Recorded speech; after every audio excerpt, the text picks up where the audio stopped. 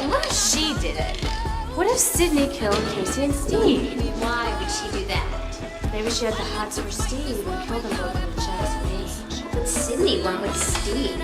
She's her own bubble butt boyfriend, Billy. Maybe she's a slut, just like her mother. Please, it's a common fact. Her mother was a tramp. Cut some slack. She watched her mom get butchered. And it fucked her up royally. Think about it. Her mother's death leaves her disturbed and hostile in a cruel and inhumane world.